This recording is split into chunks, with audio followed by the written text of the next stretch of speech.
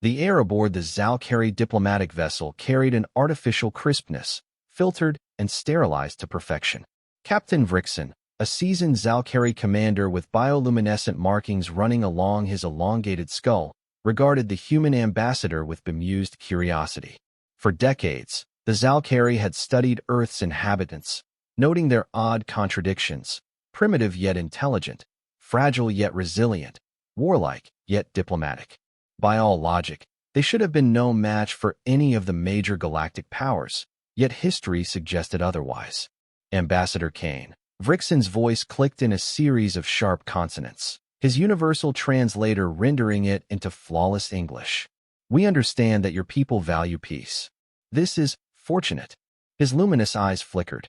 It means you will not resist what is to come.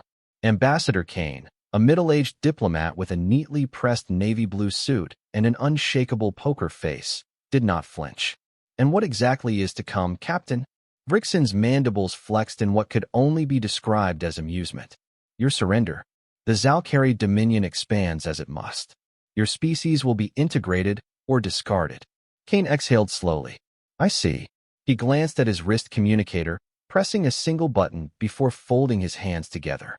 I suppose negotiations are over then. Before Vrikson could respond, the ship's alarms blared. Crimson warning lights pulsed across the walls as the entire vessel shuddered violently. The sudden turbulence sent Vrikson stumbling forward, his bioluminescence dimming in shock. Captain, a Zalcari officer screeched from the command console. Multiple human warships have exited FDL, directly in front of us. Vrikson whirled toward Kane, eyes blazing. You called them? Kane smiled. Of course. You wanted to talk to humans about peace. But you forgot something important, Captain. Vrikson's throat clicked. And what is that? The doors at the far end of the chamber hissed open with a metallic groan, and a lone figure stepped inside.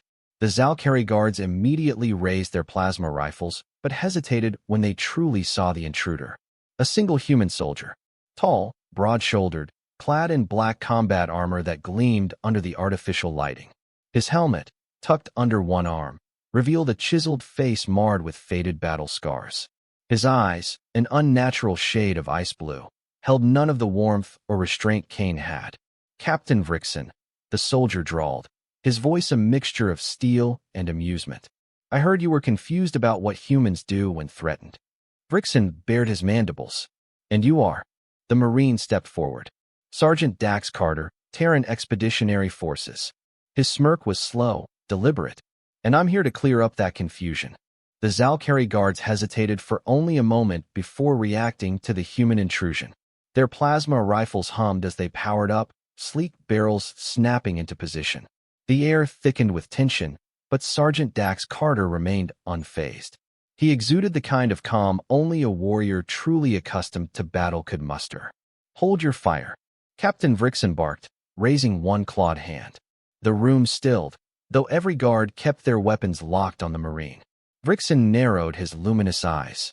You humans are full of contradictions. You send diplomats to beg for peace, yet you bring warriors to threaten it. Dax chuckled, his voice laced with something that sent a ripple of unease through the Zalcari present. It wasn't arrogance. It wasn't even a direct threat. It was certainty. Peace is great, Dax said, rolling his shoulders. But peace without power? That's just permission to get conquered. His gaze flickered to Ambassador Kane. I take it negotiations went south? Kane straightened his tie, offering a nonchalant shrug. They seem to think we're harmless. I tried to correct them. Dax's grin widened. Well, that's what I'm here for. Captain Vrikson exhaled, a strange, guttural sound. You misunderstand the gravity of your situation, human. You are aboard my vessel. You are surrounded. Your warships, however primitive, are outnumbered 20-1. Your people are not warriors. You lack the efficiency of the ground, the ruthlessness of the Qatari, or the technological supremacy of the Vectar. Dax's head tilted slightly. You forgot one thing. Vrikson scoffed. Enlighten me. Dax's smirk faded, his expression hardening into something lethal. Humans don't fight like you do. We don't conquer. We end things. Before Vrikson could respond, a deafening explosion rocked the ship. The force sent several Zalcari officers sprawling, their bioluminescent bodies flickering wildly. A voice crackled over Dax's communicator. Sergeant, enemy fleet is engaging. Looks like they didn't expect a full battalion of Terran Marines in stealth drop pods. Hit him hard. Dax tapped the side of his communicator. That's a hell yes, Corporal. Vrixen's eyes widened in shock. Impossible. We would have detected. Stealth tech, Dax cut in. Your species relies too much on sensors. We rely on boots on the ground. While we've been chatting, a few hundred of my guys have been boarding your fleet. Right now, they're gutting your ships from the inside. Vrixen turned sharply to his officers.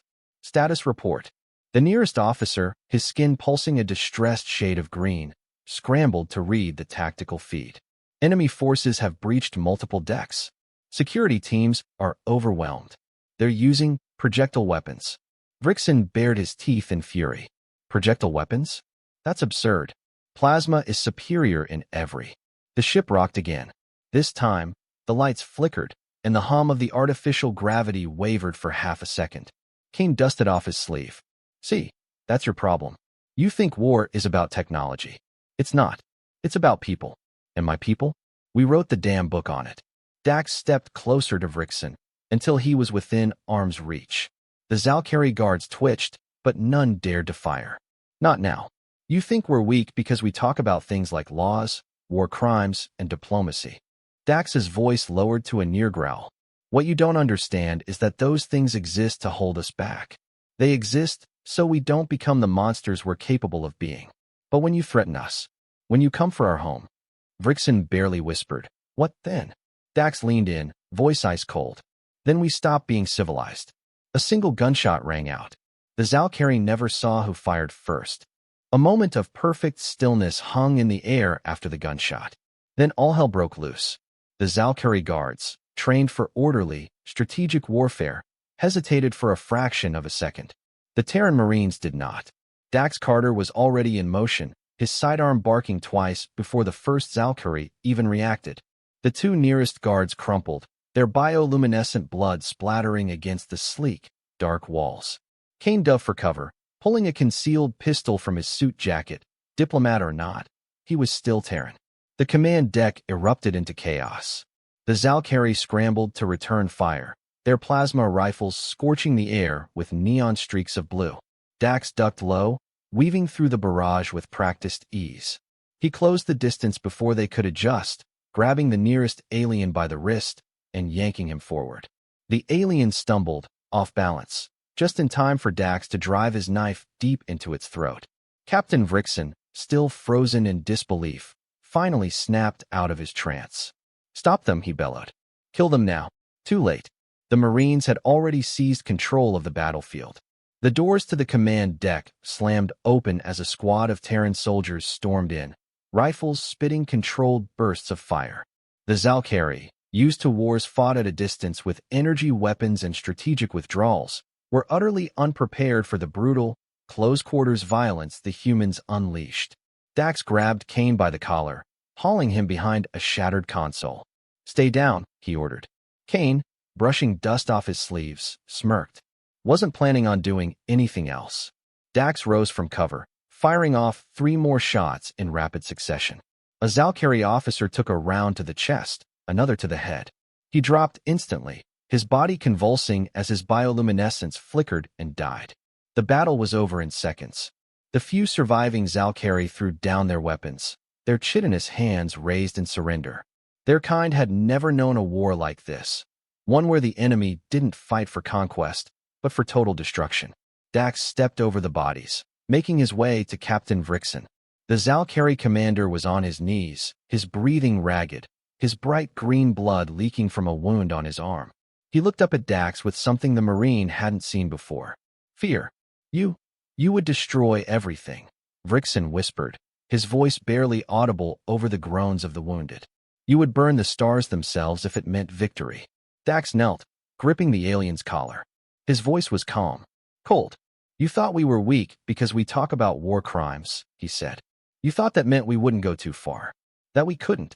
He leaned in closer, his breath warm against Vrixen's trembling face.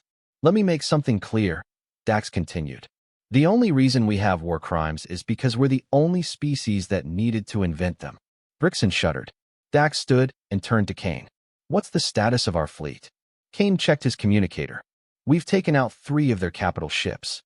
The rest are falling apart from the inside. Looks like your boys had fun. Dax nodded. Tell the Admiral to issue an ultimatum. Surrender, or we burn them down to the last molecule. Vrikson gasped. You wouldn't. Dax glanced back. Try me. A moment of silence. Then a message crackled over the ship's intercom. The Zalkari High Command had surrendered. The Zalkari fleet hung in the void, their once proud warships battered and lifeless. The battle had ended swiftly, too swiftly for a species that had thought themselves the apex of warfare. Now, they drifted like wounded animals, their weapons silent, their command in shambles. On the bridge of the Zalkari flagship, Captain Vrikson knelt among the dead and the dying. The luminous glow of his species, a natural reflection of their mood, had dimmed to a sickly, flickering green. He no longer looked like a proud warrior. He looked like a man who had just glimpsed the abyss and found it staring back.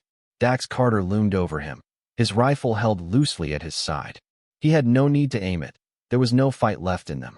Around him, his Marines secured the last of the survivors, some applying medical treatment to the wounded. It was a strange contrast to the devastation they had just unleashed. Vrikson swallowed hard. We surrendered. Will you show us mercy? Dax crouched, resting his forearms on his knees as he met the alien's wide, terrified eyes. Mercy. He let the word roll off his tongue, as if tasting it.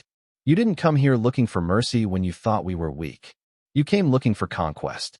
The alien captain exhaled sharply, trembling. You don't understand. We were told that humans were harmless? Dax's voice was cold. That we were prey? Vrikson lowered his gaze. We thought you were lesser. Dax scoffed. Yeah, I got that impression. He stood, rolling his shoulders. Thing is, we don't fight for conquest, Captain. We don't fight for resources. We fight to end wars, not start them. Vrikson looked up, confusion flashing across his face. Then why fight at all? Kane, adjusting his tie with an air of casual authority, stepped forward. Because some wars need to end. His gaze swept across the ruined bridge. And because people like you never stop until someone makes you. A silence settled between them, broken only by the distant echoes of human soldiers moving through the captured vessel. Then, a voice crackled through Dax's communicator. Sergeant, orders from command. The Zalkari fleet is ours. High Command wants you to negotiate terms of their surrender. Dax clicked his communicator. Roger that. Vrikson blinked in shock. You aren't going to execute us? Dax sighed, rubbing the bridge of his nose.